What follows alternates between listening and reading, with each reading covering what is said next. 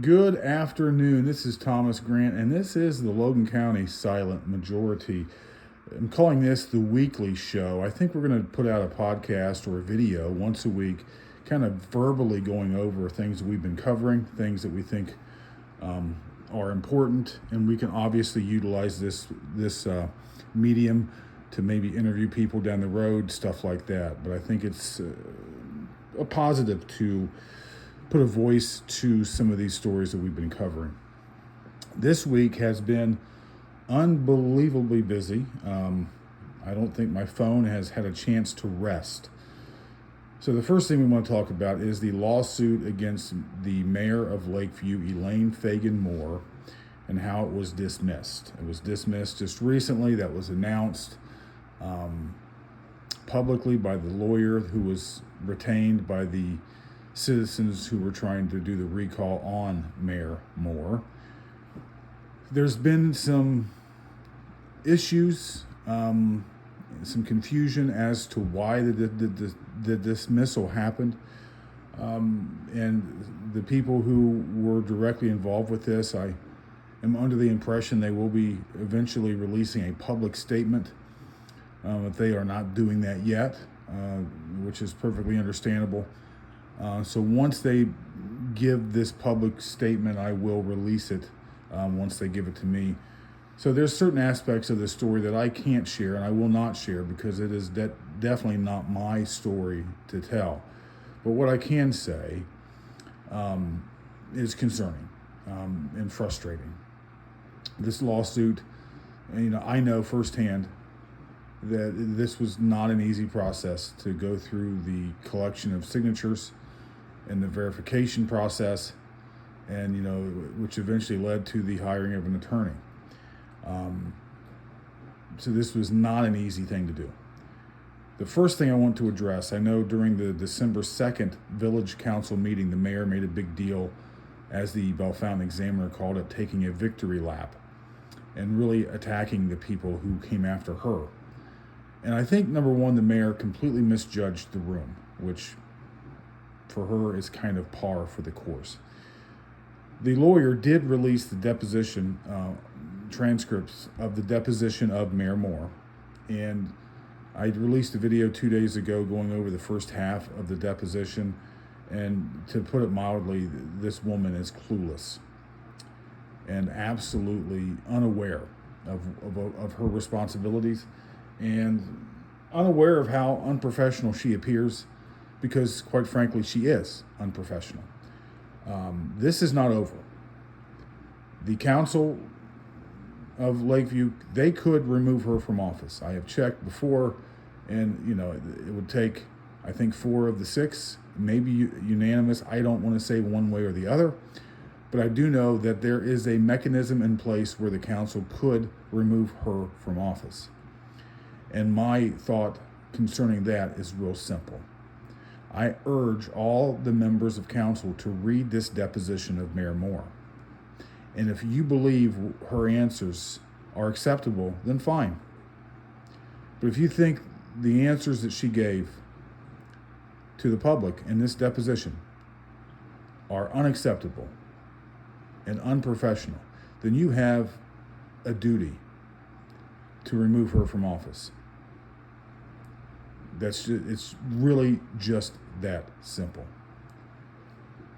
Some have said that we need to stop with the drama and move forward, and I don't believe that is the case here.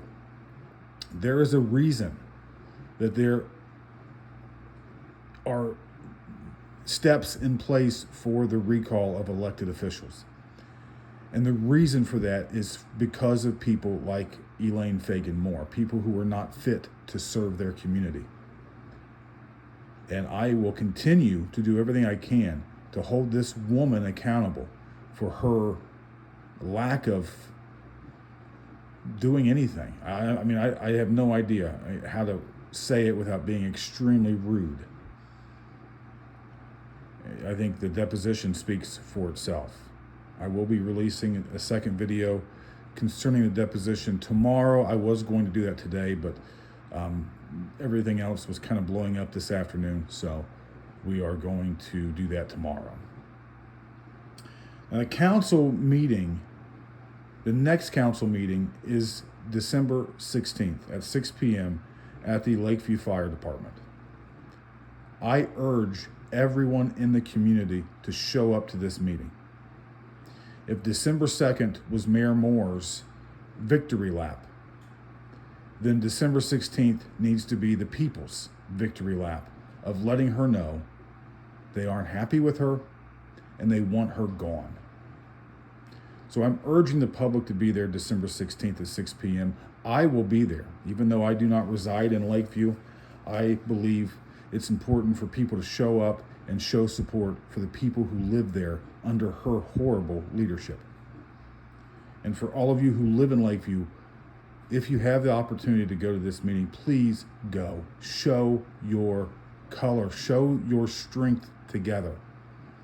Usually in these meetings, you have just a small group of people who show up to every meeting.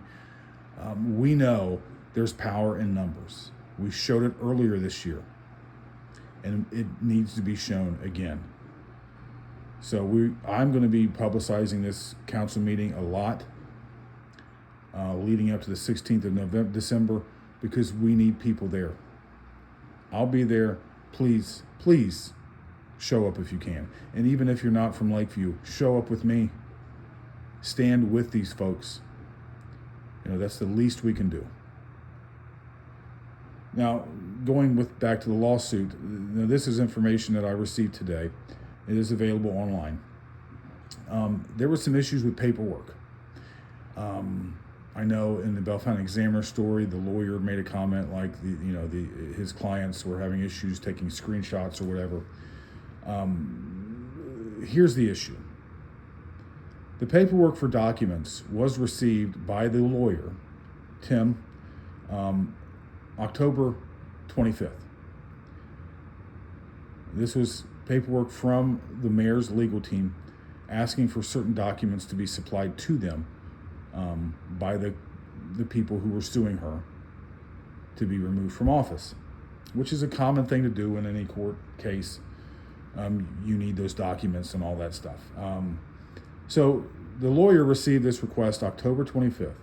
The papers were due to be turned back in to the defense, to Mayor Moore's lawyers, by November 10th. These clients were advised of this document request November 22nd. Let me say that again. October 25th, the lawyer received the paperwork requesting documents from his clients. These documents were due to be turned into the court by November 10th. The clients were not advised of this request until 12 days after they were already due on November 22nd. I have on my notebook here WTF, and that is a big WTF. Why would that happen? Right now, all we can do is assume, but this information is documented on the court's website. People sent me the actual court documents proving this. This is not just rumors. These are proven by ink and paper, man. Pretty simple. Why this lawyer did not tell his clients about this document request until almost 2 weeks after they were due and almost a month after he got the request doesn't make any sense to me. I have no idea. And I think the clients are owed an explanation on why this happened. Right now, I can only assume, but I know from the beginning of this court case until October 25th, something changed with the lawyer representing the citizens of Lakeview. Something changed. What changed? I don't know. Why did it change? I don't know. But something changed. And it's unacceptable. And there's definitely major issues there that make you wonder. The integrity of this lawyer is definitely questionable at this point in time, in my opinion. Now, I could be wrong, but the dates are the dates. There's no reason it should have taken a month to tell his clients what documents they were requested to supply. 2 weeks almost, 12 days after they were due.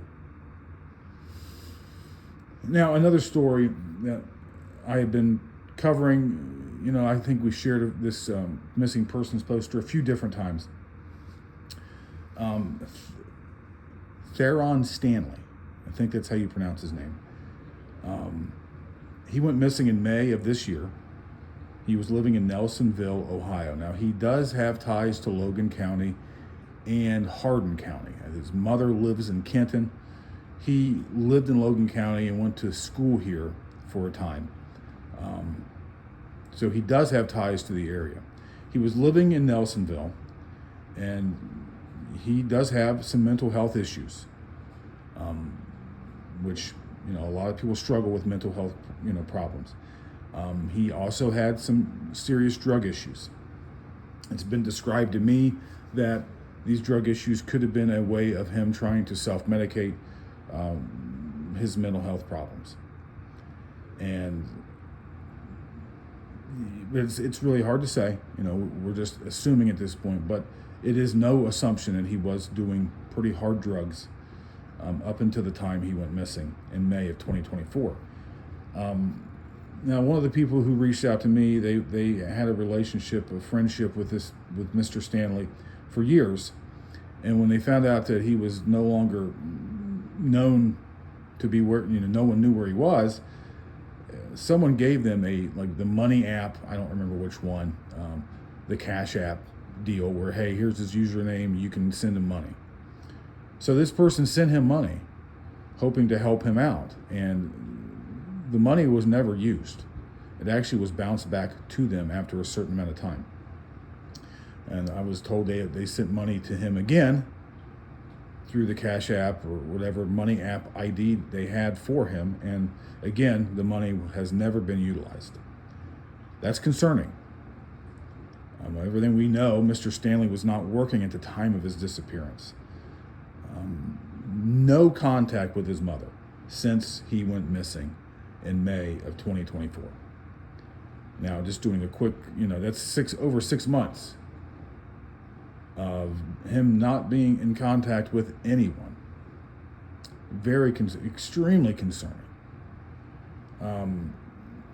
I did see some communications with the Athens County law enforcement down there, and quite honestly, it doesn't appear they're doing a damn thing to look for this guy.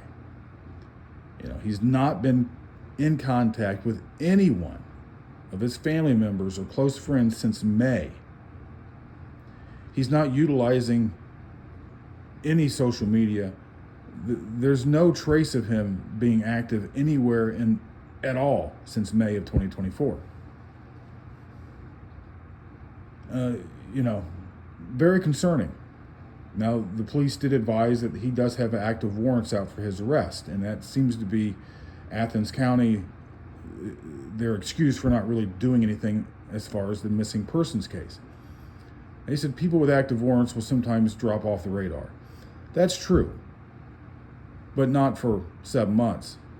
And they don't do that and not contact their family members. There's something here doesn't smell right. Now, I do know the media around the area has been advised of this story numerous times. Down in Nelsonville area, Athens area, all over the region. And no media has agreed to really push this case forward. Now, if Mr. Stanley was a attractive white female, I'm sure we would be hearing about it all over the place. But the fact that he was a male and he's going through, he has mental health issues, apparently that means no one gives a shit in the media. And that is absolutely ridiculous. This man, something's happened to him. Could it be suicide? You never know. Mental health issues, suicide is a possibility. With him not working and utilizing, having a pretty bad drug habit, from everything we're hearing, could he have worked up a substantial drug debt to someone down in Nelsonville? And, usually if someone owes you money, you don't want to knock them off because they're never going to pay you then, but maybe he owed the wrong person money and they got frustrated waiting, you know. Or maybe, like I said earlier, maybe he committed suicide. I hope not. But he's somewhere. Something happened to him. And the fact that he's not utilizing his cash apps, the fact that he's not communicating with his mother, who, from everything we understand, he has a very close relationship with his mom. He does communicate with her very consistently over the years. So the fact that he's not even reached out to his mother is reason to be extremely concerned. I will reach out to Athens County law enforcement later this week to find out what exactly they are doing, because sitting on their hands saying, well, he has a warrant, so he's probably hiding, that's not doing anything, and something more needs to be done. So if you know anything about Theron Stanley, and I hope I'm pronouncing his first name right, please reach out to the police department. On the post we have, the missing persons post we put on our page, the law enforcement contact information is on that post. Or reach out to me directly if you would rather not talk to them yourselves. I'll pass the information along if need be. That's perfectly fine. All right, now we released a story this morning about Dennis Fuge, I think, or Fudge, I don't know, F-U-G-E, the former Spencerville Schools superintendent. He was sentenced to 45 days in jail, 2 years probation, and a $400 fine, and he will be a Tier 1 sex offender for 15 years. He pled guilty to a misdemeanor count of sexual imposition. Now, I'm definitely not happy with the sentence here, but I was advised that the victim's family and the victim are happy with this outcome. The victim did not want to testify in court. Mr. Fuge, he can't, because at the time he was still working as a substitute teacher, I think still in Spencerville, but now because of him being a sex offender, he will not be able to teach at all, and will have no exposure to underage children going forward for at least the next 15 years. So, the fact that the victim and the victim's family are satisfied with this outcome is, that's good enough for me. I would love to see these guys put in jail forever, but I know sometimes that's not the reality of the situation. And I can't imagine the frustration and stress of having to testify in court about being sexually abused, how unbelievably uncomfortable and terrifying that would be. So in no way, shape, or form am I upset that the victim did not want to testify. I wouldn't either if I was in that situation. So thankfully, this piece of shit will never be around kids again. And if he is, it will be a violation of his probation and violation of his sex offender status. So good for him. I hope I'm trying to be nice, but I hope Mr. Dennis Fuge, I hope he rots in hell for what he did to this kid, and God knows probably other kids over the years. You don't start being a sex offender at 66 years old. This has obviously been happening for a long time, and I hope he enjoys his room in hell. Now, we released a story yesterday about Lakeview police coverage. They were switching over to Washington Township from the Logan County Sheriff's Department. Now, yesterday I was told that this was in discussions for quite a while. Well longer than this year. And it started before the tornado, which the tornado, as we know, was in March.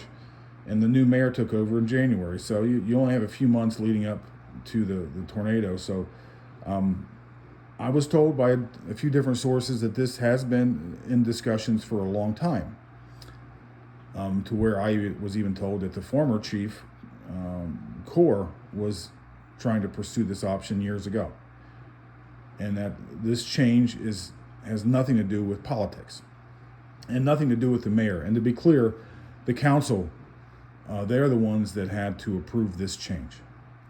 The mayor cannot do that.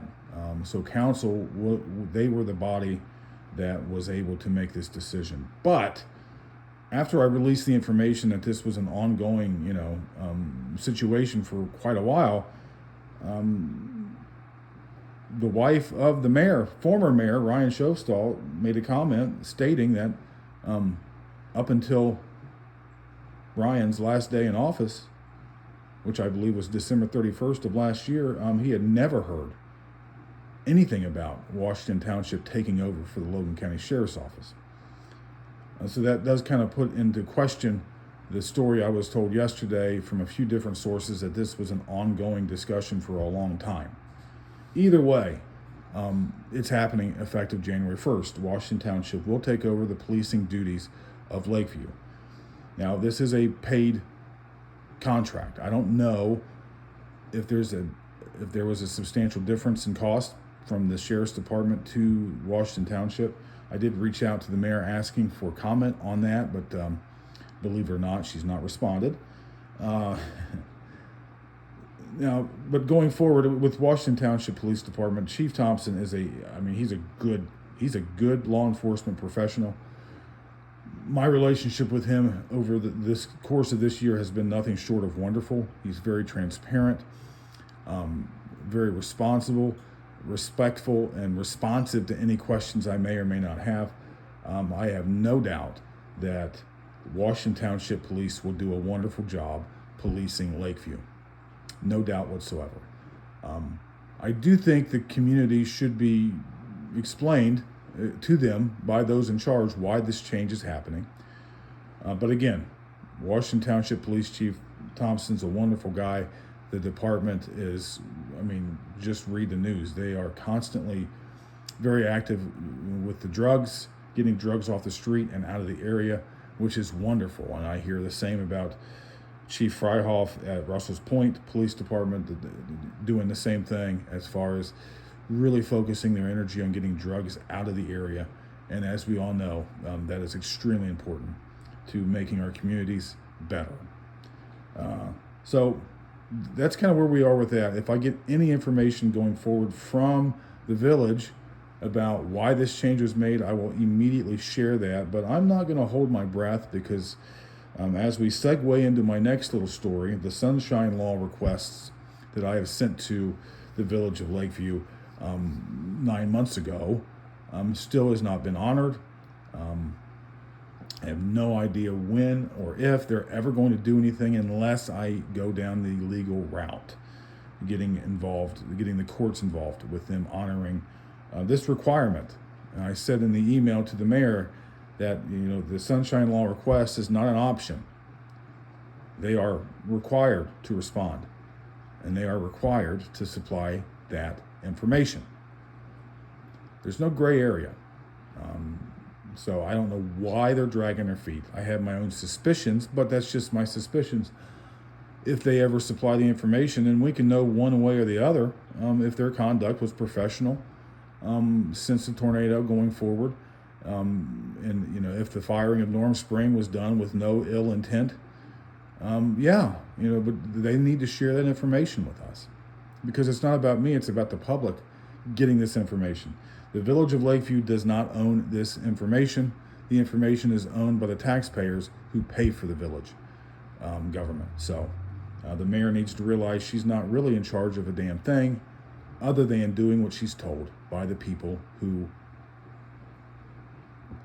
live there under her, whatever you want to call it, mayorship. But no, she needs to honor her commitments, and that means following the letter of the law and doing what is right. Although if you read the deposition of this mayor, I think her following the rules and or doing the right thing is extremely difficult for her for whatever reason. Now, going on to the Lakeview Council, we have 3 spots open next year, 2025. Joshua Lee, who was a follower on our page, very active in the community up there, has announced that he was picking up the paperwork to start the process of getting placed on the ballot for council in the fall of 2025. So Congratulations to Joshua. We wish you luck. If you need any help or anything like that, please reach out.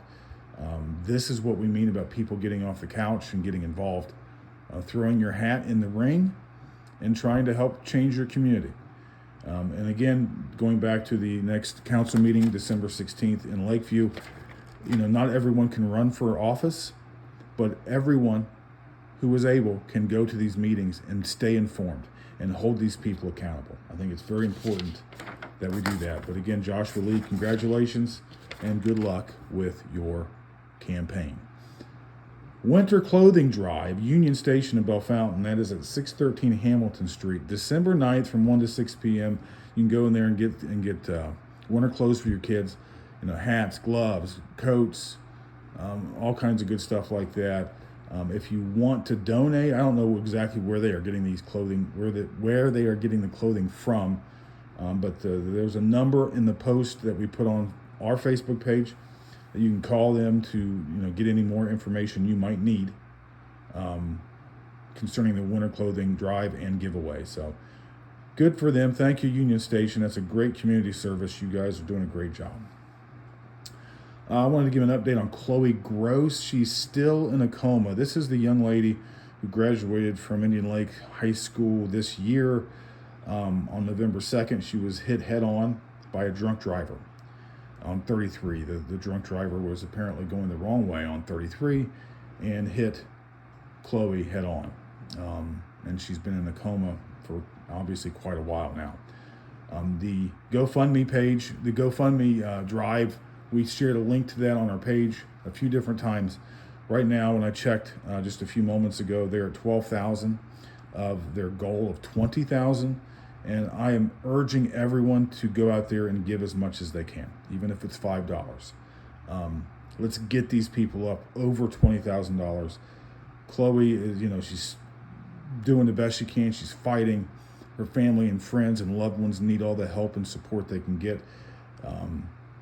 And this is just another reminder. If you're drinking, don't drive a damn car. There's no excuse anymore. No excuse to get behind the wheel of a car if you're impaired. Absolutely ridiculous. And usually this is what happens. The people who are seriously injured are innocent victims. They're not the drunk people. Usually these dumbasses that get drunk and get into wrecks, they kill or injure someone else and they walk away usually with nothing or a scratch. You know what I mean? It's absolutely ridiculous. I did not write down the name of the person who was driving the car that hit Chloe, probably because I don't want to call her bad names. I'm pretty sure the driver was female. Either way, keep Chloe in your prayers. Please go to the GoFundMe page. Help them get this money that they're requesting. God knows they need it. God knows that being in the hospital this long is not going to be a cheap, inexpensive thing. This is going to cost a lot of money, and she is an absolute total victim here. So please help if you can. There's another thing that I don't have written down, but I was just advised today from a local resident of Lakeview that they're going to start shutting off the electric accounts that were past due next week.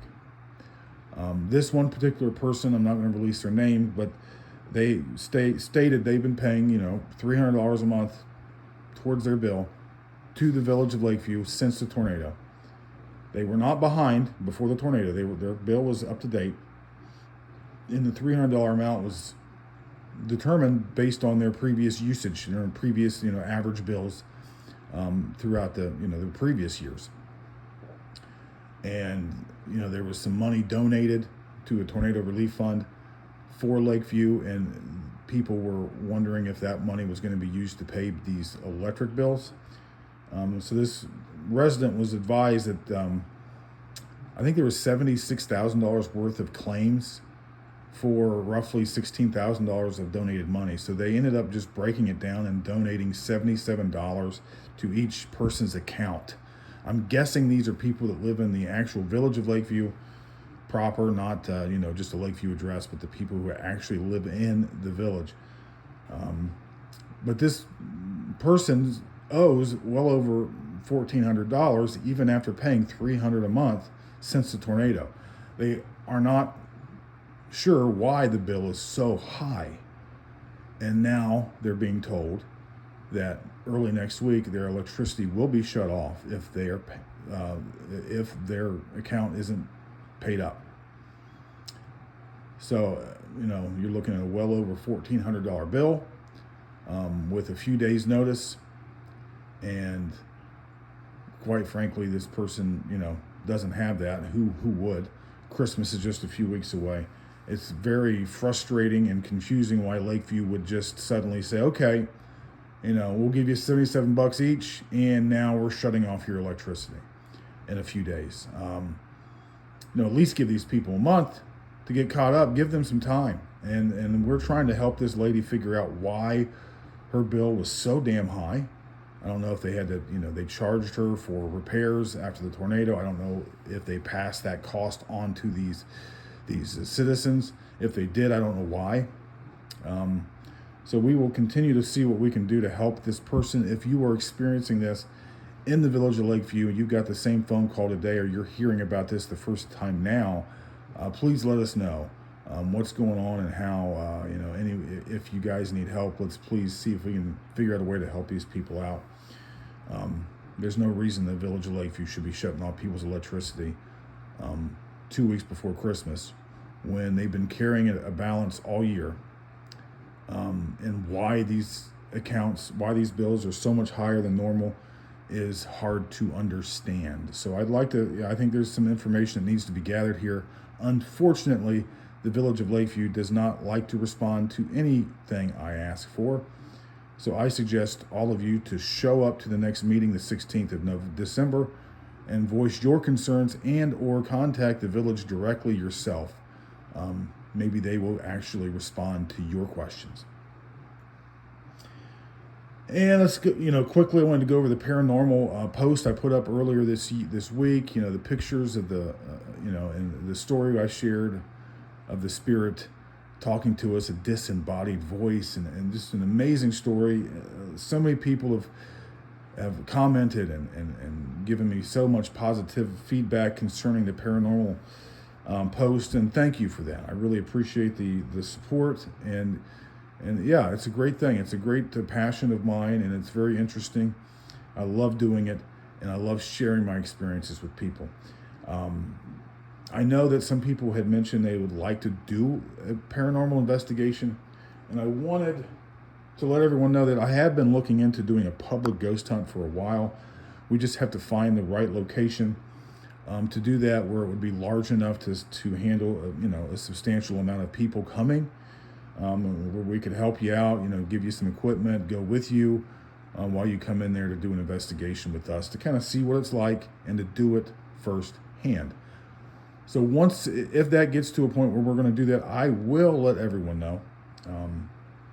But until then, we will continue to post some more stories about the paranormal stuff on the Facebook page because we did get so much feedback, and quite honestly, I think it's entertaining and interesting. So we will continue doing that. Another idea we had was possibly hosting like a training program to kind of teach people what to do, how to do these investigations, and I would certainly be open to doing that. So if you're interested in maybe, learning how to do these investigations, what tactics work for me or other people who've done this for a long time, reach out, let us know. And if there's a pretty good level of interest, I will organize something for a public training event so people can come down and learn what they can about doing their own paranormal investigations.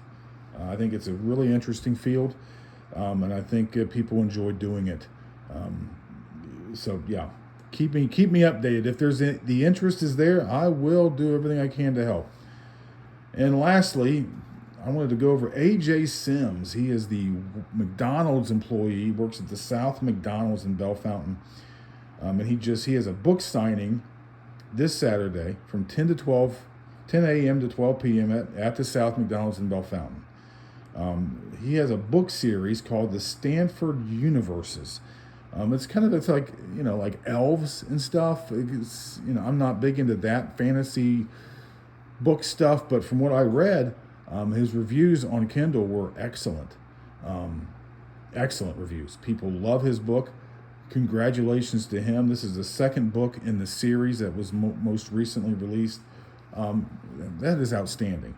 I know this guy has taken my money for a long time when I go to McDonald's, and he's always absolutely the most wonderfully happy and cheerful and friendly man I have ever dealt with. I don't know how a guy can be that happy working in fast food with how people can be. We know the public can be a little rude sometimes, but AJ Sims is obviously, he's a wonderful dude, great mind, great imagination, very talented author. And who knows, folks, a few years from now, these could be movies one day. You never know. This guy could be the biggest thing in Hollywood in a few years, so get down there and see him now before he outgrows Logan County and moves on to bigger and better things. So I hope you guys enjoyed the little video tonight. We will continue to do this weekly to kind of give a general overview of what we're doing and where we're going. So thanks again, and everyone have a good evening, and please take care of yourselves and each other.